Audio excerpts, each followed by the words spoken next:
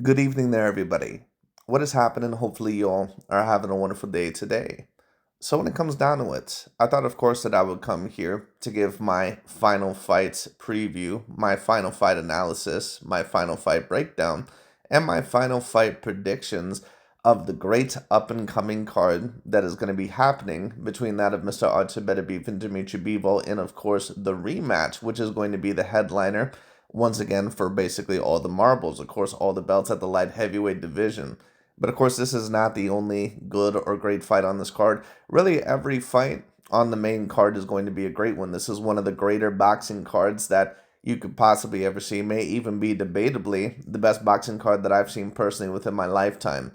And the reason why that is because when you take a look at every single one of these fights, although of course there have been some pullouts and there has been some replacements, but the thing is that all these fights could potentially go either way. At least, unless we're talking about the Shakur Stevenson fight, of course, at least in my personal view. But every other fight on this card, whether it was a replacement or not, it pretty much is a 50-50 level fight that could go either way. And I, of course, am going to try to predict every single one of them and the outcomes of them, or at least a predicted winner of them, because, of course, you never know what's, of course, going to happen in a boxing match. But I'm going to predict all 7 main events. I'm going to try to be as simple as possible. That way the video is not an hour long, but, we'll see where it goes. But, of course, when we take a look at these fights, Artur Beterbiev versus Dmitry Bivol, that is the main event. But the first fight that I'm going to start off with, of course, is going to be that of Joshua Buatsi, I believe, versus that of a Callum Smith, which, of course, is a very interesting fight because Joshua Buatsi, I believe, and Callum Smith, they're both British fighters. Callum Smith, of course, was the former Ring magazine and I believe either WBA or WBO champion, I believe, at the super middleweight division. And then, of course, he had a very dominant defeat to that of a Canelo Alvarez. He moved up at the light heavyweight division. He had some success there, but not against really anyone that I think would be super notable. And then, of course, he went against Artur Beterbiev, who pretty much is a chainsaw at the light heavyweight division. And anyone who basically goes through Artur Beterbiev, they're pretty much never the same again. So the question is that can Callum Smith, can he somewhat recover somewhat of his old talent and somewhat of his old greatness? Now, a certain amount of people always sleep on Callum Smith, at least at peak form. Now, is he someone that, in my personal view, was ever, overall, maybe like a Lennox Lewis or, someone like, a Tyson Fury or someone that was super duper talented, maybe, someone that maybe was an A-plus skill level fighter? Perhaps not.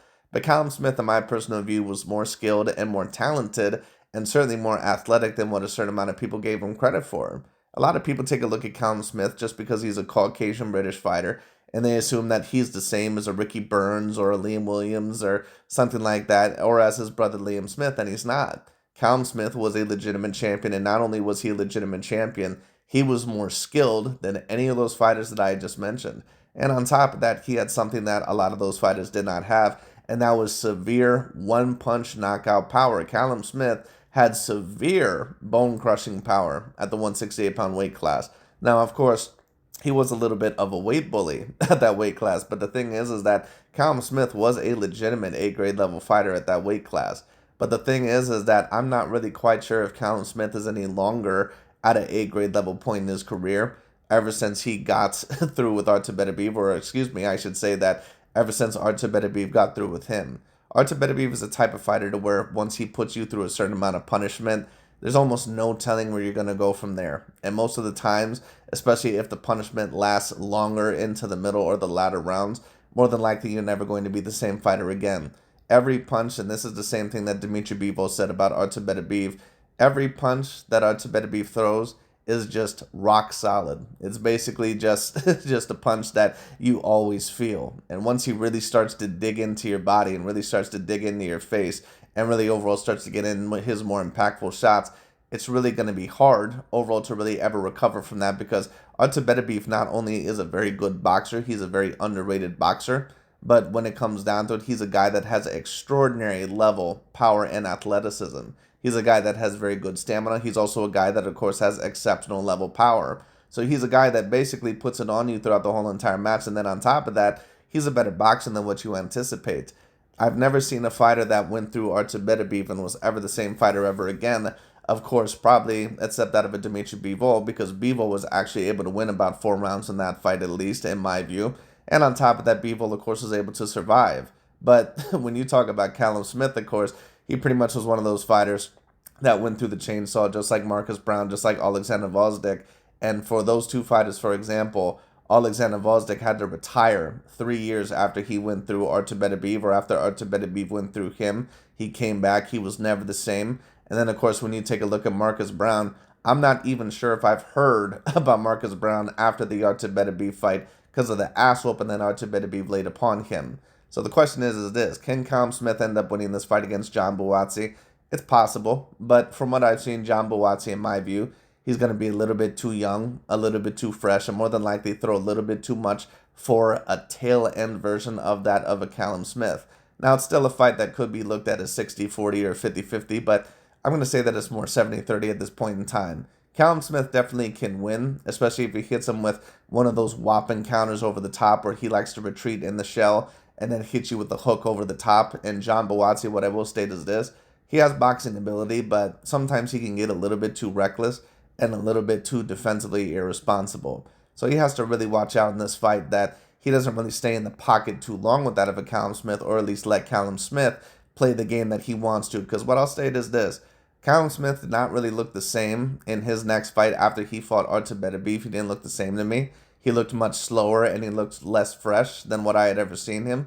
But what I will say about Callum Smith is this: power is the last thing to go. And Callum Smith is a guy that can knock you out with one good solid shot if he needs to, if he catches you. So even if John Buatsi does win this fight, and I assume that he's going to win this fight probably by that of unanimous decision, I assume that he's going to be busier, and I assume that he's going to be the one that has more confidence in the fight. And I think that Callum Smith is going to be reduced to pretty much basic counters over the top. I do not think that he is any longer the same fighter after Artur Beterbiev pretty much demolished him. But, you never know, because John Buatsi, once again, it's not like he can't be hurt. I have seen him hurt a couple times before, I believe. And sometimes he does make mistakes. He does get a little bit too wild. He does get a little bit too crazy at certain times, especially when he fights on the inside. So he needs to be very careful with that. But as my prediction, I'm going to go with John Buatsi by unanimous decision. We'll see what ends up happening, but that's a fight that could go either way. A great starter to this card. But let's now go on to the next fight. Of course, a great, almost championship level fight for that at the heavyweight division between that of Jong and, of course, that of Ajit Kabayel. I believe the new German fighter that, of course, has gotten a lot of people's attention because he ended up defeating, I believe, an undefeated Russian fighter at the heavyweight division who was a wannabe Artur Beterbiev, in my personal view. He tried to fight in that style, and he was nowhere near as skilled, nowhere near as effective as a Beterbiev.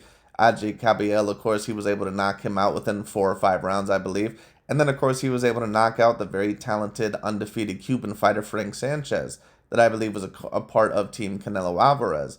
And, of course, Ajit Kabayel, he's an undefeated fighter. He's got great power. He's got very decent boxing ability. But the question will be is that, can he defeat someone like a Jong? Someone that probably is going to be the most talented fighter that he's ever fought.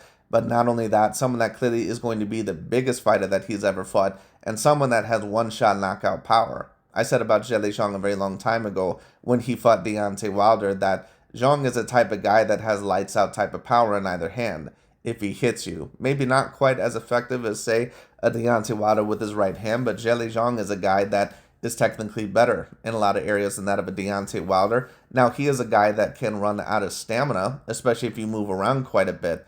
But I'm not really quite sure if Ajit Kabayel, I'm not really quite sure if he's a fighter that can move around to a great degree. Now, he moves around, to a certain degree. He moves around a little bit. He has a little bit of head movement. He's a guy that has an extraordinary level reach, for his size. I believe that he's only 6'3", but he has an 80-inch reach, which is quite phenomenal. But, Ajit Kabayel, when I take a look at him, he's not the quickest of foot fighter that I've ever seen. He's also not someone that moves his head around to a great degree. And Jong is a guy that is, 6'6", 6'7", a guy that is going to be damn near 280, 290 pounds, if not 300 pounds. He's a guy that can knock you out potentially with either shot. If Ajit Kabayel, of course, is going to rush Jong and, of course, pressure him the whole entire time, I could see him potentially winning the fight. But the question will be is he really going to be able to do that against Jong?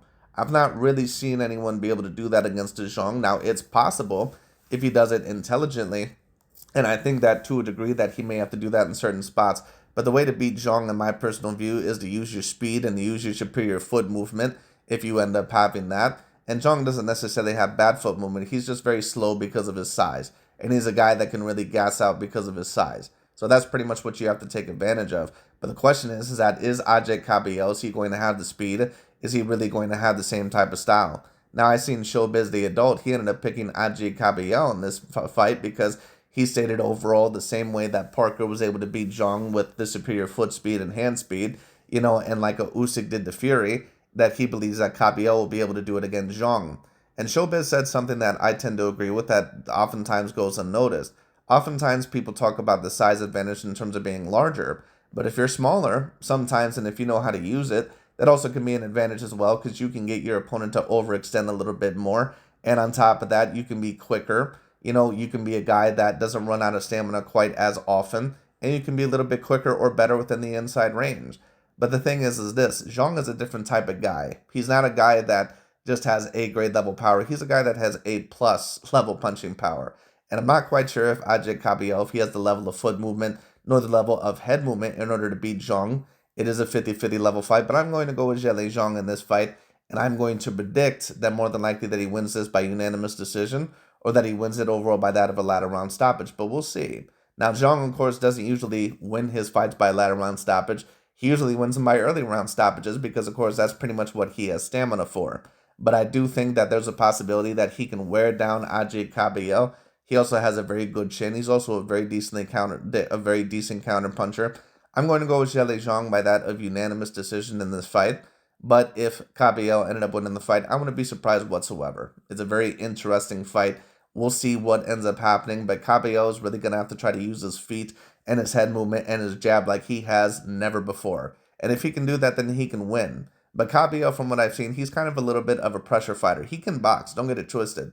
But he's a guy that loves to really pressure and break you down incrementally. I just don't know if I see that working against Jong, someone that is a guy that is so big. I mean, it might be able to work to a certain degree, but you're going to have to really throw against Jong and really hurt him. And I mean, to be fair, in his last couple of fights, that's exactly what Kabayel did. However, he did it against much more sizable opponents and opponents that, in my personal view, weren't quite the threat of a Jong. So I'm going to go with Jong. It's a fight that could go either way, but I'm going to predict that more than likely the combined skills and size and power of a Jong, also with the factors that Kabayel, in my view, doesn't really move his feet nor his head all that much, at least compared to other fighters that I've seen. I'm going to go with Zhang. But if the fight does go further down the line, and if Kabayel gets a good head start, then Kabayel probably will win this fight by unanimous decision. But I assume that Zhang will more than likely win the fight. But we'll see. We'll see. Going to be very interesting. But as for the next fight, of course, which is going to be a humongous fight, Vergil Ortiz Jr. versus Israel Madrimov. Of course, in Madrimov's last performance, we ended up seeing him against Terrence Bud Crawford, which, of course, in my personal view, was a very close fight. Now, I had Crawford winning that 7 rounds to 5, but if Israel Madrimov had really played his cards right, because that, in my view, was not really a peak or a prime version of Terrence Bud Crawford. It was a Crawford that was even more hittable than what we had seen him at the welterweight division or at other weight divisions. He was clearly slower, and he was a guy that clearly just was a little bit out of his element. Had Madrimov actually tried a little bit of different strategies in that fight, he probably would have won that fight about 8 rounds to 4. But the thing is about Madrimov is that even though he's very talented, people take a look at his foot speed, because he does have very good foot speed and he does have very good movement, and it's very awkward movement. People take a look at Israel Madrimov and they just assume that, he's a better boxer than what he actually is. Israel Madrimov is a very good boxer, but he's one of these European type of styles, in my view, that did very good in the amateurs with pretty much one type of style. And, overall, once he gets to the professionals, you're not really going to hear much about him. Now, I think that he's better than someone, say, like a Sergey Dervyachenko or some of these other guys that we've seen, like a Boachuk or something like that, like Vergil Ortiz just recently fought. Now, of course, certain people may be, predicting this fight based off of the last fight that Vergil Ortiz had against that one Ukrainian fighter, Sergey Boachuk, I believe was his name. But I'm not really basing it off of that, because Boachuk really doesn't fight anything like that of an Israel Madrimov. He's really more of a come in and try to brawl with you type of fighter, from what I've seen. And on top of that, Sergey Boachuk really looked like a weight bully at that particular weight class. He was a guy that looked like he should have been fighting at the middleweight division at the very least. And I think that Vergil Ortiz had a better performance over that guy than what a lot of people really let on. But I believe that Vergil Ortiz will more than likely win this fight. And the reason why I believe that he will win this fight is because I believe that although there are certain advantages that Israel Madrimov has over Virgil Ortiz, like that of superior foot speed or maybe superior, head movement, at least when you talk about the speed.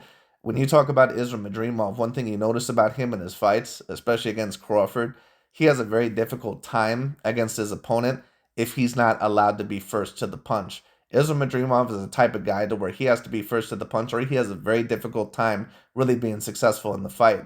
And you notice that really against Terrence Bud Crawford. He does all this moving around and, all that foot movement looks great on the surface. But if you can't really set up your offense, what does it really mean? It's great, but it's like someone, in football that has a very great strong arm, but it's like if you're not accurate enough, who cares? It is what it is. Israel Madrimov, I think, is a very exceptional level boxer in certain areas, but then in other areas, he definitely leaves certain things to be desired.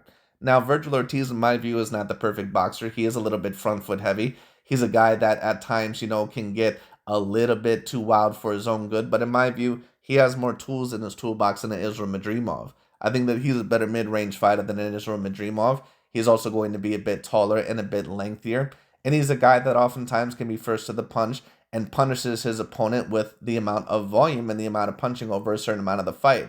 And that's how you're going to beat Israel Madrimov. You have to be first to the punch. You have to be first to the punch because Madrimov has a very tough time against opponents that oftentimes will take charge against him. He doesn't really know what to do against those guys. Israel Madrimov, one thing you notice in a certain amount of his fights where he's had success is because his opponents were kind of standing back and they didn't really know what to do with him. And they were kind of just letting him get his offense off. But if you force him to counter in the mid-range or on the back foot or push him back, he doesn't know what to do anywhere near as much. We've seen that against Terrence Bud Crawford. And I've also seen that a little bit in some other fights when the opponents finally dared to push him back a little bit or fight in the mid-range. And I believe that Virgil Ortiz, that on the inside, that is going to be a very difficult fight for Madrimov. And I think that Virgil Ortiz is going to punish him to the body. I think the jab is going to be the key. And I think that Virgil Ortiz is also going to be the more active fighter throughout the fight, which is pretty much what he's going to have to do in order to win this fight. It's going to be a very particularly interesting fight, but I think that Virgil Ortiz is more than likely going to win this by unanimous or majority decision. Now, Madrimov easily could win the fight as well, especially because I believe that he has the better footwork of the two. He definitely has the faster feet of the two. But just because you have the better feet or the faster feet of the two doesn't always mean that you're going to win the fight. Like, for example, Dante's Boxing Nation, he goes on this narrative saying that, oh, well, we can't compare Canelo versus Crawford, how that fight would go, comparing it to the Madrimov versus Crawford fight because Madrimov is way better than Canelo Alvarez. And no, he's not. What Madrimov has better than Canelo Alvarez is that he has quicker feet, but other than that, he doesn't really beat Canelo Alvarez in any one particular category. And I've already done a video on that for those of you that want to see it. I'll post maybe the link down below. But the thing is that once again, a lot of people, when they take a look at a fighter that has quick feet, they immediately think that he's an elite level boxer. And that doesn't always mean that. Feet are great, but in my personal view, the thing that actually trumps that is better head movement. And on top of that, having more tools in your toolbox. Now, in my view, Virgil Ortiz isn't a guy that has quite the feet of a Madrimov. But is it really going to matter? Because is Madrimov really a guy that can outbox Virgil Ortiz at a distance or on the back foot? Is he a guy that's going to be on the outside outboxing Virgil Ortiz? I just don't really see that type of fighter from Israel Madrimov. I think that he's mainly a pressure fighter. I think that he's very good at what he does, but I think that if you put him in certain ranges, that he is going to be limited. And I think he's going to be more limited than that of a Virgil Ortiz, someone that, in my view, can box better on the outside and someone that can box better within the mid-range. And when times get tough, Israel Madrimov has shown that he will retreat a little bit and become a little bit too tentative to throw punches. And I think Virgil Ortiz will end up throwing certain punches, and I think that he's going to push Israel Madrimov back. But a lot of people stated that Israel Madrimov, that he was the Gennady Golovkin of 154. I never personally seen that, but, if they're right, then he'll end up beating Virgil Ortiz. We'll see what ends up happening. I mean, even if he beat Virgil Ortiz, in my view, he still would not be the Gennady Golovkin of the division, but at least it would be a closer and more apropos comparison. But we'll see. But I have Virgil Ortiz winning this fight by unanimous decision. We'll see what ends up happening there. So let's go to the next fight, of course, Mr. Carlos Adams versus that of a Hamza Sheeraz. And then, of course, the next two fights, those are the ones with replacements. But Carlos Adams versus Hamza Sheeraz, this is a very particularly interesting fight as well because this is going to be the biggest fight of both of their careers. Now, Carlos Adams, of course, is a very talented Dominican fighter, kind of boxer slash brawler, someone that, can kind of fight within a multitude of ways. I think that he's definitely improved over the years. And this is why I always say that just because a fighter ends up suffering a loss early on in their career, like when Lomachenko suffered that loss, to Orlando Salido, you can't always judge them off of that complete early loss because a fighter can improve over time. But what a lot of boxing channels love to do is that when it comes to a fighter that they don't like, they love to say, oh, well, Lomachenko lost to Orlando Salido, or this guy lost to this guy. He's still the exact same fighter, right? It's been several years, but there's been no improvements. That just doesn't make any sense. Unless you can tangibly show me some evidence of, overall that fighter definitely, not improving. But Carlos Adams, ever since the Patrick Teixeira loss, I think that he's definitely improved, especially at the middleweight division, a weight class to where he looks like he more belongs.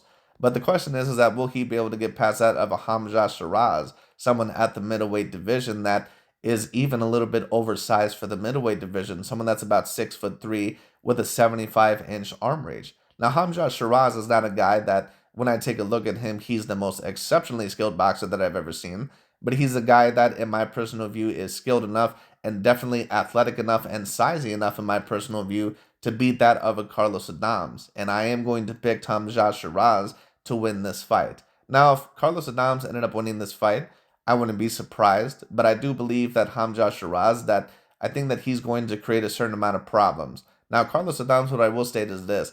I do think that he is better on the inside range than that of a Hamza Sheeraz, but to be fair, Hamza Sheeraz, I'm not really quite sure if he's ever really been put in a firefight like that before, so I don't really know what to expect of him in that range. But one thing I do know about Hamza Sheeraz is this. He loves to work behind the jab. He's a guy that, has extraordinary level power. He has even more power than that of a Carlos Adams. Hamza Sheeraz is one of those guys that, in my view, he's a little bit of a weight class fighter.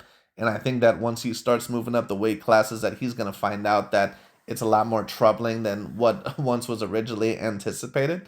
But at the end of the day, when it comes down to it, Hamza Sheeraz at the middleweight division is 6'3" with a 75-inch arm reach. So when you talk about that, and Carlos Adams, even though he's a very good boxer, he's a guy that also sometimes can get a little bit too wild, is a guy that can wind up or advertise his offense a little bit too much, and he is a guy that can be a little bit hittable. He's much more skilled now than what he was a few years ago, but at the end of the day, Hamza Sheeraz is pretty much a physical anomaly for that weight class, and that's why I'm going with him for this fight. I believe that more than likely he'll work behind the left jab, of course, with the lead hand. I think that he'll try to establish the right uppercut to the body and the left hook upstairs. And I do think that it's only a matter of time, in my view, before Hamza Sheeraz ends up hitting that of a Carlos Adams and knocks him down on multiple occasions. And I think that once that happens, that overall that Carlos Adams is going to be in a little bit of trouble. And I don't know if he's really going to have a way in order to really beat Hamza Sheeraz. It's not impossible because, of course, I seen Hamza Sheeraz, I seen him in a fight a couple of fights ago, I believe against Austin Williams or whatever his name was, an undefeated, American fighter, where he had a certain amount of problems and even got a little bit hurt and dazed in the first couple of rounds because Hamza Sheeraz, what I will say is this, just like a lot of British fighters, they don't really move their head particularly well. They stay upwards on the straight line and do not move it off the center line extraordinarily well. But Hamza Sheeraz, if he was the same size as that of a Carlos Adams, I'd be going with the Carlos Adams because there are certain areas where I believe that Carlos Adams is more skilled than Hamza Sheeraz.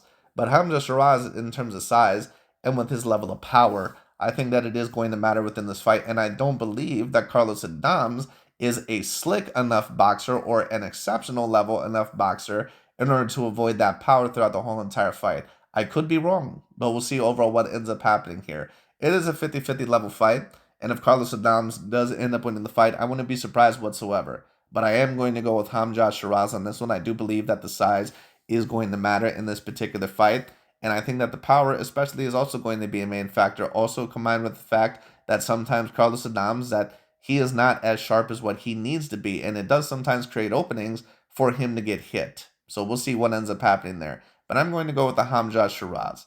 By that more than likely of either a stoppage in the mid round of, somewhere within the middle rounds or that of the latter part of the fight. I believe that Hamza Sheeraz more than likely is going to either get a stoppage or a unanimous decision. That's what I'm going to predict. But anyways, of course, going on to the next fight between Shakur Stevenson and what was originally supposed to be Floyd Schofield. Of course, Floyd Schofield, I believe, had to pull out because of a sickness or illness, claiming he was poisoned. Of course, this fight is now Shakur Stevenson versus that, I believe, of a Josh Padley, or that one British fighter who, of course, was formerly an electrician, I believe, and then, of course, he turned to boxing. And, of course, taking a look at Josh Padley, or whatever his name is, I do not believe that he has a particular chance against Shakur Stevenson. There's not really anything that he beats Shakur Stevenson in. He doesn't really have any elite level power. He doesn't really have great speed. He's a guy that's undefeated, but he's a guy that does not beat Shakur Stevenson in any particular category. I don't even think that he beats him in size or reach or height, at least looking at him. But, I could be a little bit wrong. But either way, I actually predict Shakur Stevenson to get the stoppage within this fight, somewhere around, anywhere from round 3 to round 6. That's what I personally predict. At least Shakur Stevenson should be able to. Now, Shakur Stevenson, what I will state is this. Even though he's an exceptionally skilled level fighter, he is known as the fighter that pretty much can't pop a grape, at the 135-pound weight class. And I like Shakur, but it's very obvious that his level of power, that is going to be an issue transgressing throughout some of these fights. It just is what it is. Shakur Stevenson does not have A-grade level power. To be honest with you, it's even a debate if he has B-grade level power. He has B- level power, and that's probably at best, and that's going to be a little bit of a problem. Now, I think that he'll be able to knock out Josh Padley because Josh Padley, or whatever this British fighter's name is, he's a guy that tends to be, in my view, he's a little bit straight up like a lot of British fighters, and he's a little bit technical, but he's a little bit too technical for his own good. There are certain times to where you have to really bring the fight to that fighter. And Shakur Stevenson is the type of guy to where if he needs to, he will bring the fight to you. And I think that Josh Padley is going to try to more than likely be a little bit more technical than than what's really good for him. And I think that it's going to cost him to win the fight. And I think that overall, that to be honest with you, even if he went all out, I'm not really sure if there was anything that he could do to beat Shakur Stevenson in the first place. Unless he just honestly catches him with a complete right punch in the fight, and he ends up just knocking Shakur Stevenson out with a good punch. Something like what a Sergio Martinez hit Paul Williams with. Do I see that happening? No, I do not. So we'll see what ends up happening there. But I have Shakur Stevenson overall winning by knockout somewhere within, rounds 3 to round 6. But we'll see what happens. But that pretty much is about it for that prediction.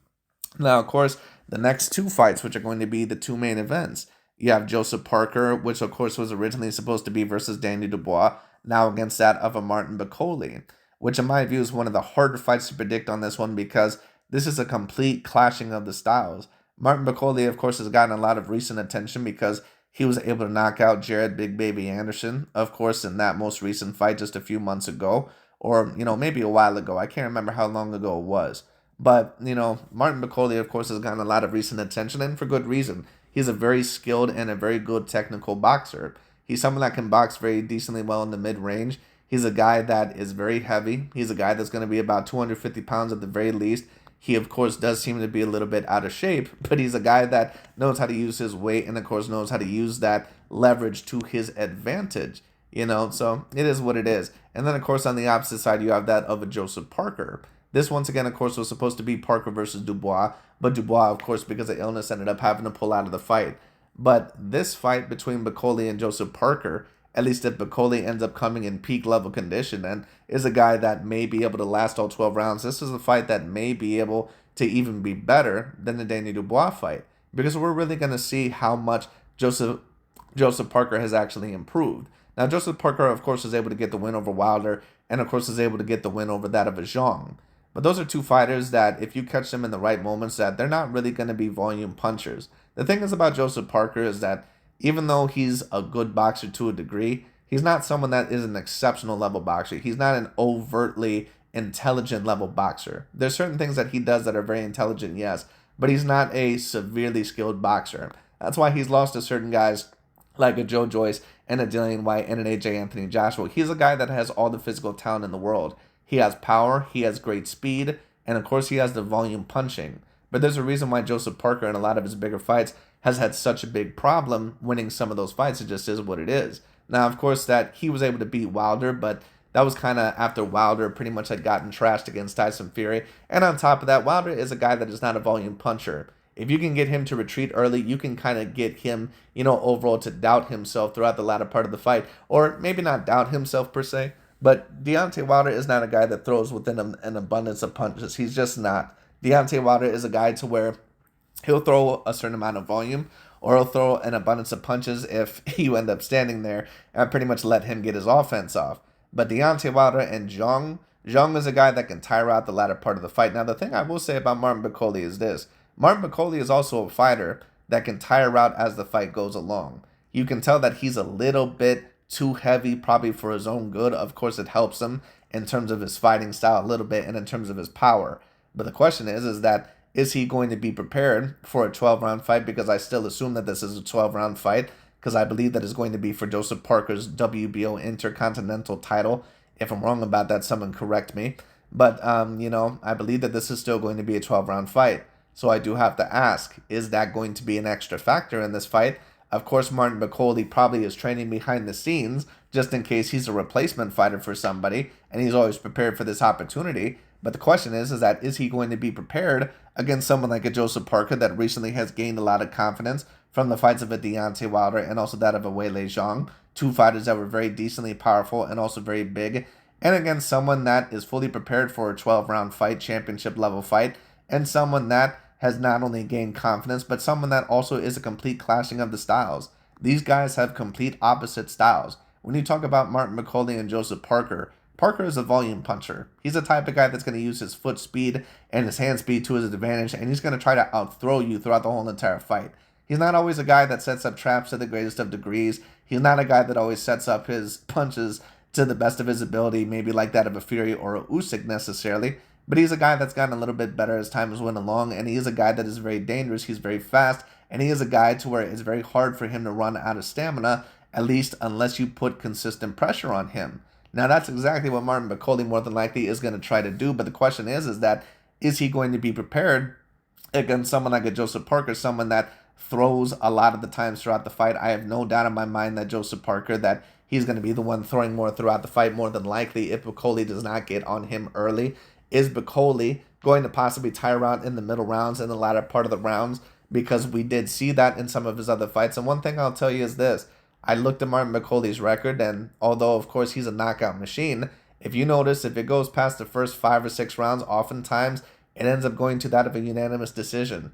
So it's very obvious that Martin Bakole, that he does tire out a little bit more as the fights go along. And what I'll state is this. I'm going to very tentatively, very slightly go with that of a Joseph Parker, assuming that the stamina is going to be better in Joseph Parker's corner and that eventually he is going to be able to outthrow that of a Martin Bakole. And I believe that the jab, even though Martin Bakole, I think that there's certain things that he does technically better than that of a Joseph Parker. I think that Joseph Parker may be able to win just off of pure volume alone. You can't just predict a boxing fight based off of technique. You also have to predict off of their psychology and what they're more than likely going to do, and also certain physical traits that they're going to have, like that of stamina or conditioning or power or speed, certain things like that as well. The thing is about Parker is that you can get him to retreat because, once again, he doesn't have as good a boxing ability as what some people try to claim. But the question is that is this really going to last for a full 12 rounds? Because I assume that this is still going to be for a full 12 rounds, if not 12 rounds, then 10 rounds. And even 10 rounds, it's going to be very difficult because, once again, Parker is a guy that's very quick of foot at times, and he's a guy that has very good hand speed. On top of that, they're also very similar in terms of length. Joseph Parker is a guy that has a 76-inch arm reach. He's a guy that's 6'4". Martin Bakole is a guy that I believe is 6'5" with a 77-inch arm reach. Martin Bakole has a better jab technically than Joseph Parker. However, Joseph Parker, in my view, is not super far behind in terms of the jab. And when you talk about the volume and the speed, I am going to have to go with that of Joseph Parker. And it's not like Martin Bakole, in my personal view, is a defensive master. He is a guy that oftentimes will let you get within the range. And I'm just curious if he's going to be able to do that against a fighter that is going to be similar in size to him, not only in terms of height and reach, but also in terms of weight. And someone that's probably going to be quicker than him. So it's going to be very interesting. But, I'm going to go with Joseph Parker. Also because Joseph Parker, in my view, he does have the ability to hurt Martin Bakole.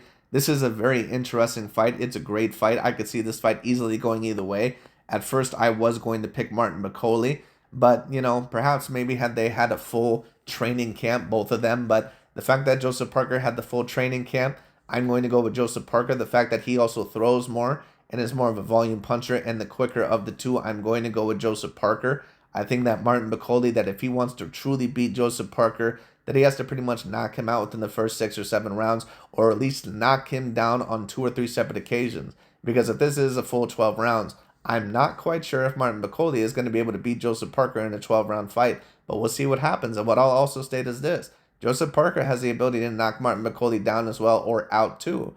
Because Martin Bakole, although I don't think he was quite the fighter back then against Michael Hunter is what he is now, he was knocked out against Michael Hunter just a few years ago, I believe. So it is not impossible to hurt or knock out that of a Martin Bakole, especially when he's a little bit lower of stamina if you truly show that you're going to fight back. Now, the thing is about Joseph Parker is that sometimes if you can really put the hurting on him, he will retreat, and he sometimes will show that, he doesn't really have as much grit, as what certain people really say that he does.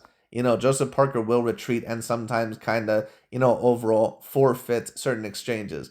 But we'll see overall what ends up happening. But I do assume that Joseph Parker will be the winner of this fight. It's a very hard fight to predict. But I think that Joseph Parker, the fact that he has, a full training camp, that he had higher expectations heading into this fight, and the fact that he's also the speedier guy, that they're both pretty much the same range. And on top of that, I don't know, once again, how well Bakole will handle this style. I'm going to go with Joseph Parker. But if Martin Bakole ended up winning this fight, wouldn't be surprised at all. But I think that Martin Bakole, if he's going to win this fight, that he's going to have to take advantage early, just like he did against Jared Big Baby Anderson. But Jared Big Baby Anderson also was very inexperienced. He also was clearly about 15 to 20 pounds lighter, it looked, against Martin Bakole. And on top of that, he was a guy that had never really been in any big championship level fights. Joseph Parker has.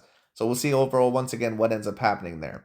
But I'm going to go with Joseph Parker by that of unanimous decision. We'll see what ends up happening there. As for that of Beterbiev versus Dmitry Bivol, of course, now we finally get to that of the main event and the meat and potatoes of this card, which of course is that of the awaited rematch between that of the two great Russian fighters, between that of Artur Beterbiev and Dmitry Bivol. Now, of course, a lot of people within the first fight, they thought that Dmitry Bivol got quote-unquote robbed. I never personally thought that. The first time that I watched it, I thought that Artur Beterbiev won it 7 rounds to 5.